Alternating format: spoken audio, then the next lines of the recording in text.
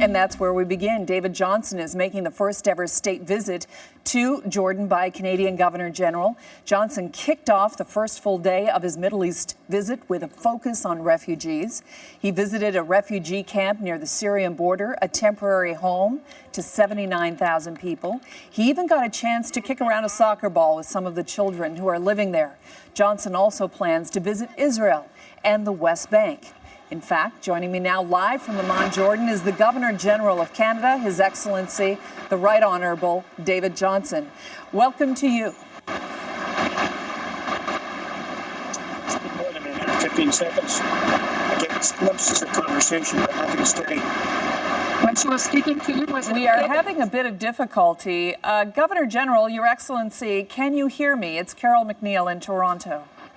Yes, Carol, I can hear you very well right now. I didn't 30 seconds ago. Okay. But I do now. Very good. Well, we'll do what we can for the time that we have. The news release attached to your itinerary says that your presence will strengthen the relationship and ties to a region of critical importance to Canada and Canadians. Break that down. What ties do you hope will be stronger and how? Well, Canada and Jordan have been strong friends and partners for a number of decades. Jordan is a wonderful island of hope in very, very troubled neighborhoods. We are here to strengthen the development ties, the innovation ties, the education ties, particularly the humanitarian and the efforts of Canada to assist with the challenge of refugees. Jordan is a country of about 9 million people. It has about 1.2 million refugees from the Syrian conflict, and it's quite remarkable to see what this country is doing to make life as reasonable as possible. And of course, Canada has been very helpful in that endeavor. What help are you offering? What's your message to Jordan on this trip? Well, this morning we spent several hours at the Satari refugee camp, which is at the northern part of Jordan, just on the border with Syria. There were 80,000 refugees in that camp. There were about 200,000 Syrian refugees in camps throughout Jordan, and 1.2 million distributed throughout the population. We have, in Canada, offered $1.6 billion over 3 years to deal with the conflict in the Mideast, and more specific sums that are on the refugees themselves. At the camp, we saw several Canadian projects that had to do with education, had to do with the reinforcement of basic services like water and wastewater, health.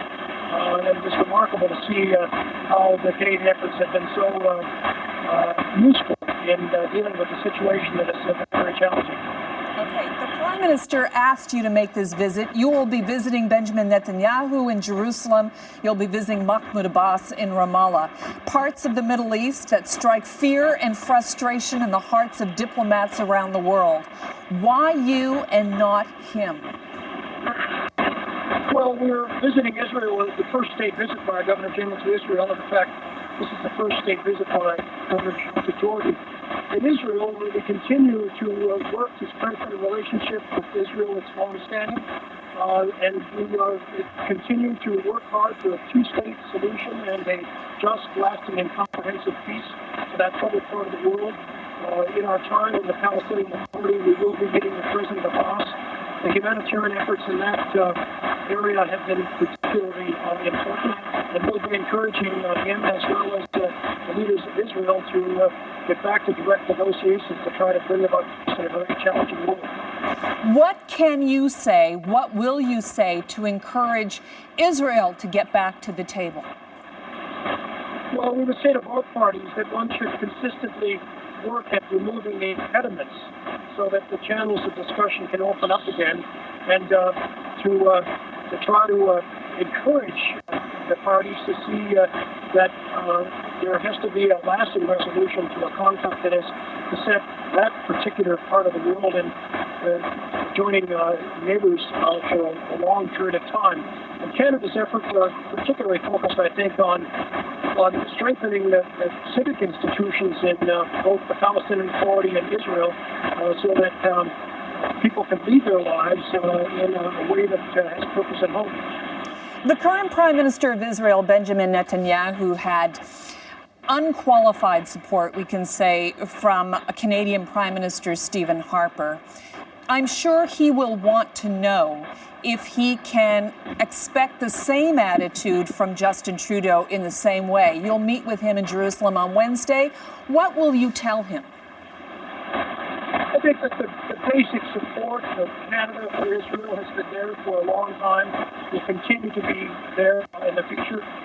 Israel and Canada are good friends, and we continue to work on those areas of dialogue, cooperation to strengthen both of our countries. So I think our position is a consistent one of being supportive of Israel and at the same time encouraging direct negotiations to bring about just, comprehensive and lasting peace in the Middle East. You will cross the border, Your Excellency, on Friday into Ramallah, where undoubtedly the President of the Palestinian Authority will want to know if the PA can expect the same treatment from Justin Trudeau as they received from the government of Stephen Harper. What will you tell him? Well, this will be my third visit to Ramallah. The first time as Governor General, the first time Canadian Governor General has visited the Palestinian Authority. I will assure President Abbas of the continuing support of Canada for the efforts to make life as reasonable as possible in a very troubled part of the world. Our efforts in education, in health, in attempting to build a civic society there have been long-standing, and they will be continued, and we will affirm that. What role, Your Excellency, does your government want Canada play in getting talks, a fresh set of talks, peace talks, going again? To continue to try to reduce and remove the impediments that lie in the way of having those talks recommence, and to work with other partners around the world to encourage that, and to provide substantial help both to Israel and the Palestinian Authority to deal with some of those challenges and some of the issues they face in building economies that function for their people. And what essentially do you think is the stumbling block to a new set of talks? Well, I think there are many, but I think the basis really is cultural attitudes, that there has to be a strong willingness for peace and a willingness to find compromise, to find middle ground, and to look beyond the immediate conflict and the longer-term future and opportunities for the next generation, both in Israel and in the territories of the Palestinian Authority. What do you think will happen if these talks do not occur? Well, I guess there's lots of room for the pessimists at this time, not only in that part of the world, but in a number of parts of the world. We've been seeing Syrian refugees, for example. As I speak, there are 65 million displaced persons around the world. That's the largest number since the end of the Second World War.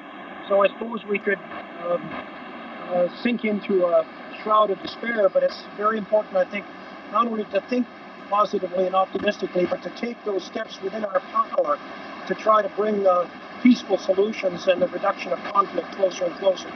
And how would Canada like to be seen in the region? How would the Prime Minister like our reputation to be? Well, I think we are seen as a helpful friend, a country that for a long time has looked beyond our borders, be it welcoming Syrian refugees in one instance, supporting Israel right from the very beginning. It was a 2-to-1 vote.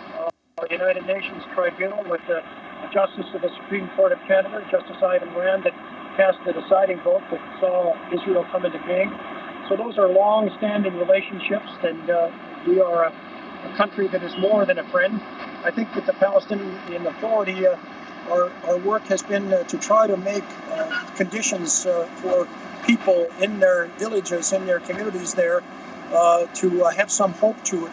And so our efforts have been largely in the area of education, in the areas of health, humanitarian relief, and trying to provide assistance that meet the everyday person and their children directly.